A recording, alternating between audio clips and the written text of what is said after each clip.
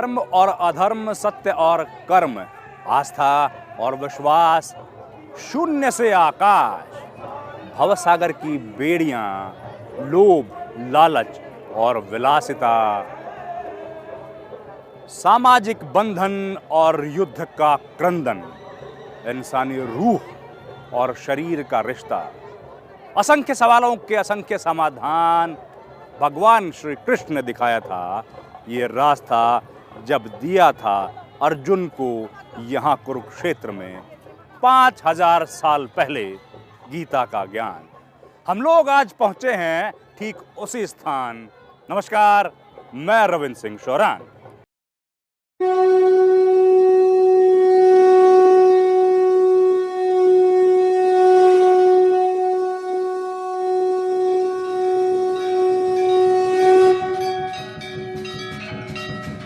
कर्मण्येवाधिकारस्ते मा फलेषु कदाचन मा कर्मफलेतुर्भूर्मा ते संगोऽस्त्व कर्मणि।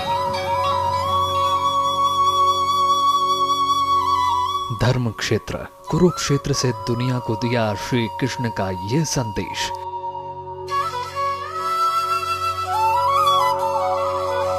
कर्म के गूढ़ रहस्य और उसकी प्रधानता के महत्व को सरल शब्दों में बयां करता है।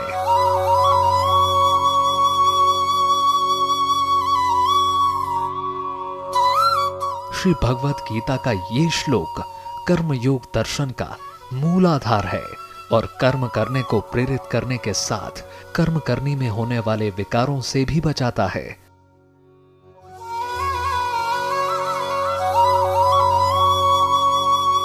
भगवत गीता का ये संदेश भगवान श्री कृष्ण ने करीब 5000 साल पहले कुरुक्षेत्र के युद्ध क्षेत्र में दिया था।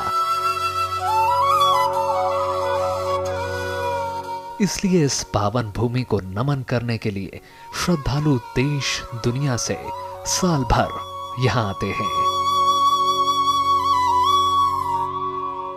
खास तौर पर गीता जयंती के मौके पर गीता पाठ से कुरुक्षेत्र का कण कण कृष्णमय हो जाता है।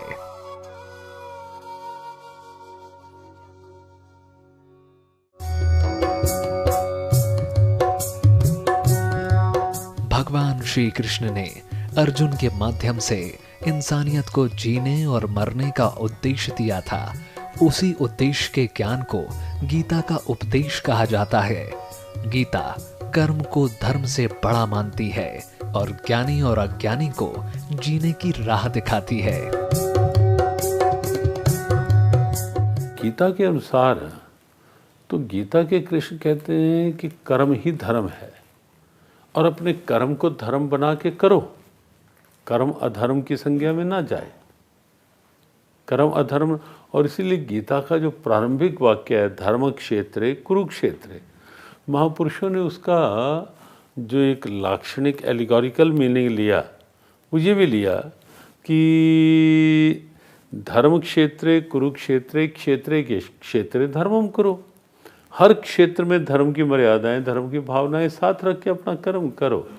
और जहाँ धर्म की बात आती है, धर्म मजहब के अर्थ में नहीं है गीता में, धर्म रिलीजन के अर्थ में नहीं है गीता में।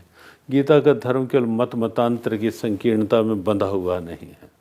गीता का धर्म है जीवन मूल्य, और वो जीवन लाइफ वैल्यूज़, और वो धीरे धीरे जब आपके अंदर आपके जीवन मूल्य सुरक्षित होंगे तो आप पाएंगे कि फैमिली वैल्यूज़ भी जो को भी आप आदर करेंगे।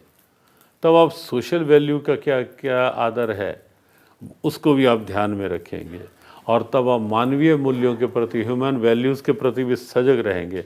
और इसीलिए हम एक बात कहते हैं कि भगवत गीता ये वैल्यूज़ को, मूल्यों को और आदर्शों को जीवन में ला करके गीता इंसान को अच्छा इंसान बनाने की एक प्रेरणा है। कहते हैं कि वेदों का सार उपनिषद है और उपनिषदों का सार गीता। इसलिए संसार के महत्वपूर्ण ग्रंथों में श्रीमद् भगवत गीता का विशेष स्थान है। श्री कृष्ण भगवान स्वयं इसके वक्ता हैं और उनका कहना है, गीता में हृदयम पार्थम, अर्थात हे अर्जुन, गीता मेरा हृदय है। इस तरह गीता को सर्वशास्त्रमयी कहा गया है क्योंकि सभी शास्त्रों में मंथन करके अमृतमयी गीता का उदय हुआ है। इसका दिव्य संदेश किसी जाति, धर्म या संप्रदाय विशेष के लिए नहीं है, बल्कि संपूर्ण मानव जाति के लिए है जो सर्वभौम है। विभिन्न मत मतांतरों का यदि ध्यान न दिया जाए तो अधिकांश विद्वान इस मत पर सहमत हैं कि गीता में 18 अध्याय और 700 श्लोक हैं। इसके संकलनकर्ता स्वयं वेद व्यास जी हैं।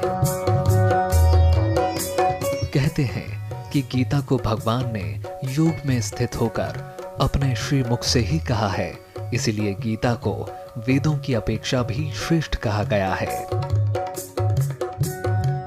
गीता ने कहा अहिंसा सत्यम क्रोधा त्यागा शांतिरपैष्णो दया भूतेश्वलो लुप्तो मार्दवम हरि रचा। ये धर्म है गीता, ये लक्षण ही धर्म है गीता के। तो जब ये जीवन में होंगे तो मनुष्य अपनी मानवता की रक्षा कर पाएगा, इंसान अच्छा इंसान बनेगा। और सच बात ये है कि जब इंसान अच्छा इंसान बन जाएगा तो जो कुछ भी बनेगा अच्छा ही बनेगा। डॉक्टर बनेगा तो अच्छा डॉक्टर, क्यों मूल्यों का सम्मान है। वो अगर कहीं इंजीनियर बनेगा, एडवोकेट बनेगा, व्यापारी बनेगा तो अच्छा व्यापारी बनेगा। तो वो ये नहीं सोचेगा कि मैं किसी चीज़ में अधिक प्रॉफिट कैसे लूँ, वो नहीं होगा। मैं उचित व्यवहार। तो गीता का धर्म इंसान के अंदर की क्षमताओं को सन्मार्ग पर ला करके मूल्यों को जीवन में आदर देकर इंसान को अच्छा इंसान बनाने का धर्म है। कोई मज़हब की बात नहीं, जाति वर्ग वर्ण की बात नहीं, और उस आधार पर एक अच्छी मानवता की ओर ले जाने की प्रेरणा है। श्रीमद् भगवत गीता दुनिया के सबसे बड़े महाकाव्य महाभारत के भीष्म पर्व का एक अंश है। ये भगवान कृष्ण द्वारा कुरुक्षेत्र युद्ध में दिया गया वो दिव्य उपदेश है जब अर्जुन मोहग्रस्त होकर संशय में पड़ गए और उन्होंने श्री कृष्ण से तरह तरह के प्रश्न किए। इनका समाधान श्री कृष्ण ने अपने तर्कपूर्ण उत्तरों से किया। इस तरह अर्जुन को केंद्र में रखकर दिया गया ये भगवान का गीता अमृत रूपी वाणी से समन्वित उपदेश है। यदा यदा हि धर्मस्य ग्लानिर्भवति भारत अभ्युत्थानं धर्मस्य तदात्मानं सृजाम्यहम् परित्राणाय साधूनां विनाशाय च दुष्कृतां धर्म संस्थापनार्थाय संभवामि युगे युगे। भगवान की साक्षात दिव्य वाणी होने के नाते इस श्लोक समेत श्रीमद् भगवत गीता के सभी श्लोकों को मंत्र का दर्जा हासिल है।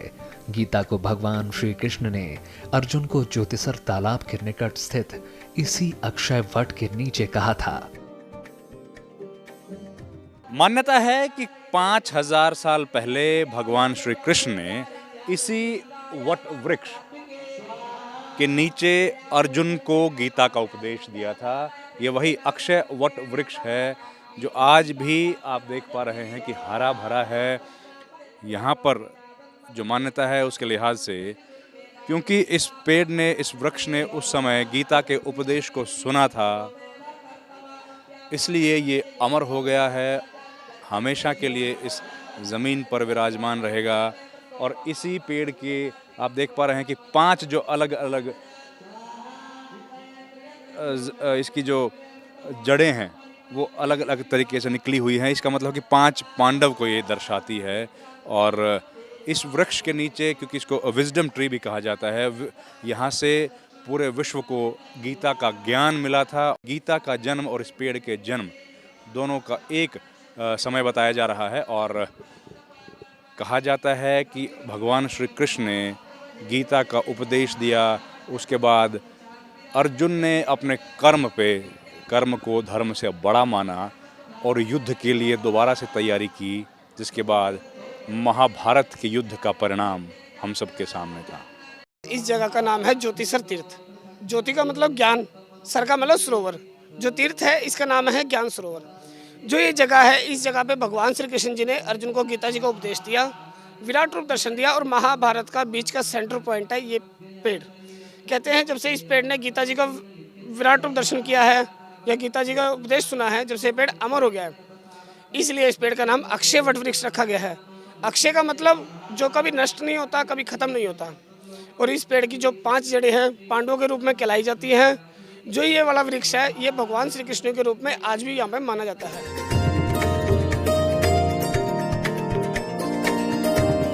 कुरुक्षेत्र में गीता महोत्सव के मौके पर ये परिवार हिमाचल प्रदेश से इस वट वृक्ष की छांव में कुछ पल बिताने आया। इन लोगों का कहना है कि इन्हें यहाँ आकर दिव्य अनुभूति हो रही है। गीता जयंती पे हम पिछले वर्ष भी आए थे और इस स्थान पे पिछले वर्ष भी आए थे और यहाँ आकर बहुत अच्छा लगता है, आत्मिक शांति मिलती है और ये 2-4 दिन रहने से यहाँ जीवन का अलग ही एक महत्व और एक मार्गदर्शन मिलता है। द्वापर युग में मार्गशीर्ष महीने के शुक्ल पक्ष के मोक्षदा एकादशी को भगवान श्री कृष्ण ने अर्जुन को गीता उपदेश दिया था। इसी वजह से इस तिथि को गीता जयंती के नाम से भी जाना जाता है। एक जाति, धर्म, संप्रदाय, ये सब जो मतभेद है उसको एक रास्ते दिखाने का काम गीता करती है। समत्वम योग उच्यते है, जो गीता के दूसरे अध्याय में भगवान कृष्ण ने अर्जुन से कहा, न तद वास्ते सूर्यों शशांकोन पावका यद गत्वा निवंतन्ते तद धाम परम मम। हे अर्जुन, मेरा एक ऐसा धाम है जहाँ सूर्य, चंद्रमा, अग्नि और बिजली की रोशनी उसको प्रकाशित नहीं करती। वह स्वयं प्रकाश है और उसी प्रकाश का कुरुक्षेत्र के मैदान में भगवान कृष्ण ने अर्जुन को ज्ञान कराया। गीता एकमात्र ऐसा ग्रंथ है जिसकी जयंती मनाई जाती है। हिंदू धर्म में गीता जयंती मनाने की परंपरा लंबे समय से चली आ रही है, क्योंकि अन्य ग्रंथ किसी मनुष्य द्वारा लिखे गए या संकलित किए गए हैं, जबकि गीता का जन्म भगवान विष्णु के अवतार श्री कृष्ण के श्रीमुख से हुआ है। आज हर उम्र के लोग, हर वर्ग के लोग कुरुक्षेत्र में गीता के हर वाक्य को जीने और समझने के लिए दूर दूर से आते हैं, क्योंकि गीता सिर्फ एक धार्मिक पुस्तक नहीं बल्कि एक जीवन पद्धति है। ये जीवन के यथार्थ का साक्षात्कार करवाकर जीने की कला सिखाती है, जिसकी आज भी उतनी ही जरूरत है जितनी पहले थी। गीता एक ऐसा अनुपम ग्रंथ है जिसका एक श्लोक क्या, एक शब्द भी सदुपदेश से खाली नहीं है। गीता की टीकाएं दुनिया की लगभग सभी भाषाओं में उपलब्ध हैं।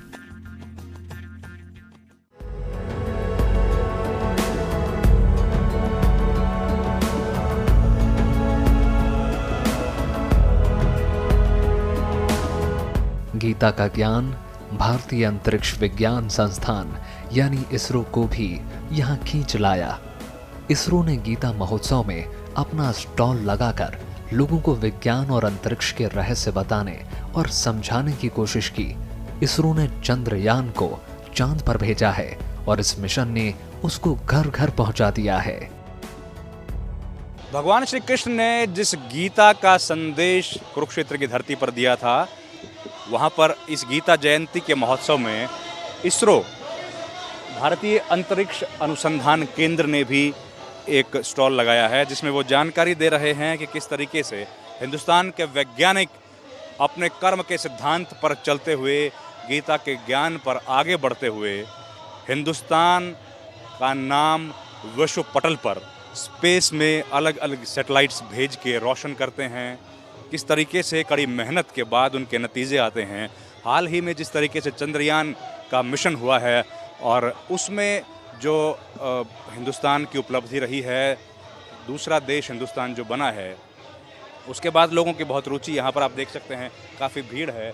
ये एक PSLV होता है, पोलर सैटेलाइट लॉन्च व्हीकल, जिससे तमाम सैटेलाइट्स जो स्पेस में भेजे जाते हैं वो इस PSLV जिसका ये प्रोटोटाइप है उसके माध्यम से भेजे जाते हैं। वहाँ पे चंद्रयान आप देख पा रहे हैं कि किस तरीके से हिंदुस्तान का एक बेहद महत्वाकांक्षी मिशन जो चलाया गया था, इन तमाम चीज़ों को यहाँ पर वो मंगलयान, वहाँ देखिए मंगलयान जो मंगलयान के बारे में, ये मंगलयान का प्रोटोटाइप है, किस तरीके से मंगलयान के लिए तैयारी की गई थी और इसको भेजा जा चुका है। और ये मंगलयान 2013 में जो मिशन मंगलयान हुआ था उसके बारे में, तो तमाम चीज़ें इसरो की तरफ से लगाई गई हैं। विशेष तौर पर जो युवा वर्ग है और जो बच्चे हैं, किड्स स्टूडेंट्स हैं, उन लोगों की बड़ी रुचि इसमें है। और गीता जयंती के इस महोत्सव पर इसको लगाया गया है ताकि ज़्यादा से ज़्यादा लोग हिंदुस्तान के जो अंतरिक्ष कार्यक्रम है, जो स्पेस प्रोग्राम्स हैं, उसके बारे में जानकारी हासिल कर सकें और कर्म के सिद्धांत गीता पर किस तरीके से इसरो जैसी महान संस्था काम कर रही है, उससे कुछ प्रेरणा लेकर आने वाले वक्त में कैसे इसरो को बेहतरीन साइंटिस्ट मिलें, उन सब के लिहाज से इसरो ने इस प्रदर्शनी का, इस स्टॉल को यहाँ पर गीता के इस महोत्सव में लगाया है। इसरो ने इस महोत्सव के जरिए लोगों को अपने काम से और विज्ञान से अवगत करवाने का प्रयास किया। इसमें बच्चों से लेकर बड़ों ने भी खूब रुचि दिखाई। गीता सर जो कृष्ण जी ने हमें उपदेश दिया था, जिससे उस समय से लेके आज तक संसार को एक मार्गदर्शन मिल रहा है उनके उपदेश के द्वारा। उसमें जो श्लोक है उसके जो भाव अगर हम देखें तो मुझे लगता है कि एक श्लोक के अगर 7-7 बुक भी हम भर दे फिर भी उसका भाव पूरी तरह से हम प्रकट नहीं कर सकते। ये मुझे गीता में देखने को मिला और मुझे बहुत खुशी है कि मैं बिहार से गुरुकुल में पढ़ रहा हूँ, वहाँ पर गीता के निचोड़ मुझे बताया जाता है। इस मेले में गुजरात से भक्ति भी आई। ये 60 विधवा महिलाओं के साथ मिलकर एक संस्था चलाती हैं। भक्ति का कहना है कि गीता जयंती के इस महोत्सव में उन्हें ज्ञान भी मिलता है और घर चलाने का अर्थ भी। हमारा पूरा ग्रुप है 60 लेडीज़ का, वो 60 लेडीज़ पूरी विडो है। उसमें 10 मुख्य कार्यकर्ता है और 50 जो है वो window lady totally job work है वो करती है। हमारा यही ये है कि जिसके घर में आदमी नहीं है उसका खर्चा, घर का खर्चा, उसके बच्चे की पढ़ाई, उसकी लड़कियों बेटियों की शादी, सब वो अपने बलबूते पर निकाल सकती है, वो दिया है। इसीलिए हम वही लेडीज़ को अपने काम में लेते हैं जिसको ज़रूरत है।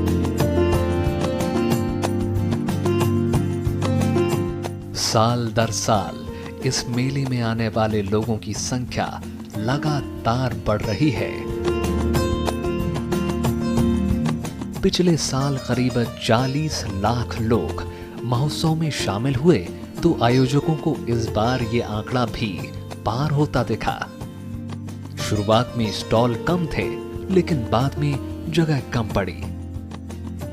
पिछले सालों की तरह से इस बार भी बहुत ज़्यादा सेल है और मतलब पिछले साल हमें ये लगा था कि 3 करोड़ के करीब सेल हुई थी, लेकिन इस साल उससे भी ज़्यादा सेल होने का अनुमान है, क्योंकि इनको कस्टमर है, जो ग्राहक है वो मेले में आया हुआ ग्राहक है, इनसे कुछ ना कुछ खरीद के जाता है और इनकी बहुत अच्छी सेल होती है। माननीय मुख्यमंत्री जी जो ये चाहते हैं कि गीता घर घर में पहुँचे, गीता 48 कोस के अंदर हर तीर्थ पे पहुँचे और ये पर्यटन की दृष्टि से विकसित हो कुरुक्षेत्र जो है, और विकसित भी इस तरीके से हो कि हमें बाद में इसके स्वरूप की चिंता ना करनी पड़ेगी, अब इसमें नाला खोदना है, अब सीवरेज खोदना है।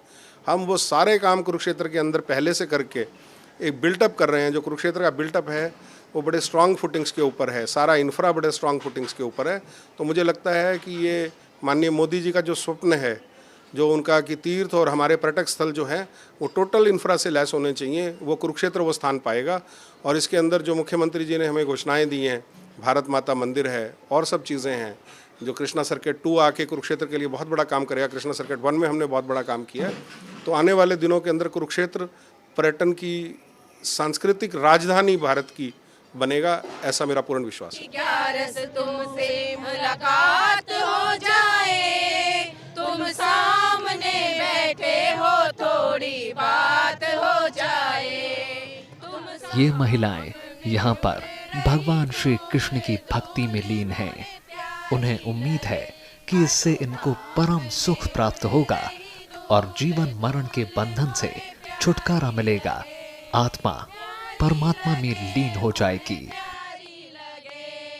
प्यारी लगे मोहे प्यारी आज के समय में गीता की बहुत अधिक ज़रूरत है, आवश्यकता है कि जो संदेश भगवान श्री कृष्ण जी ने द्वापर युग में दिया था, आज उसे पूरा करने का समय है कि हम सभी मिलकर गीता को पढ़ें और उन्हें अपने जीवन में अमल करें। अपना कर्म सत्कर्म के साथ करना चाहिए। अगर कोई गलत कार्य कर रहा है तो उसको रोकना चाहिए और उसके खिलाफ आवाज़ उठानी चाहिए। गीता पढ़नी चाहिए घर में और बच्चों को भी सिखाना चाहिए, उनको भी पढ़ाना चाहिए। श्लोक, गीता के श्लोक भी याद होने चाहिए बच्चों को, क्योंकि आज के युग में बच्चे भूलते जा रहे हैं कि गीता क्या है। कहते हैं जीवन के हर पहलू की गीता से जोड़कर व्याख्या की जा सकती है, इसलिए इसका संदेश किसी को मानसिक शांति देता है तो किसी को शारीरिक कष्टों से मुक्ति। जब से मैं गीता पढ़ने लगा हूँ तो मेरे मन को अटेंशन को ख़त्म किया। नित्य पढ़ने से मैं नित्य गीता पढ़ता हूँ। मैं और मेरी मिसेज नित्य हम मंदिर में जाकर भगवान जी का भोग लगाते हैं, उनकी पूजा करते हैं। यानी गीता को मेरे टेंशन और बीपी, दो चीज़ों के रोगों को ख़त्म किया है। कुरुक्षेत्र में 23 नवंबर से 10 दिसंबर तक मनाए गए अंतर्राष्ट्रीय गीता जयंती महोत्सव के दौरान लोगों की भारी तादाद के मद्देनजर ये कहना मुश्किल था कि शहर में गीता है या गीता में शहर। हर दरो दीवार पर लगे ये बैनर कार्यक्रम की भव्यता बताकर श्रद्धालुओं का स्वागत करते नजर आए। कला, शिल्प, संस्कृति, धरोहर और आध्यात्म के इस भव्य उत्सव के कुछ आयामों को हमने कैमरे में कैद करने की कोशिश की। गीता में ज्ञान रूपी वो संजीवनी है जो निराश मन में आशा के प्राण फूंक देती है। ये झंझावात भरे माहौल में भी जीने की कला सिखाती है।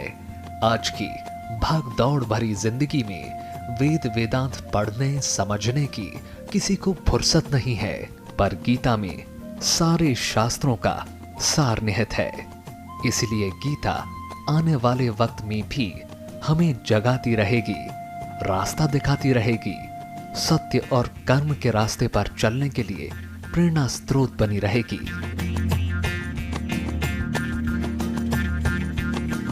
भगवान श्री कृष्ण के इंसानियत को दिए गए उपदेश पर आधारित ये था हमारा विशेष कार्यक्रम। इस कार्यक्रम में फिलहाल इतना ही। मुझे मेरे कैमरा सहयोगी विनोद बनवाल के साथ फिलहाल दीजिए इजाजत और आप देखते रहिए राज्यसभा टीवी।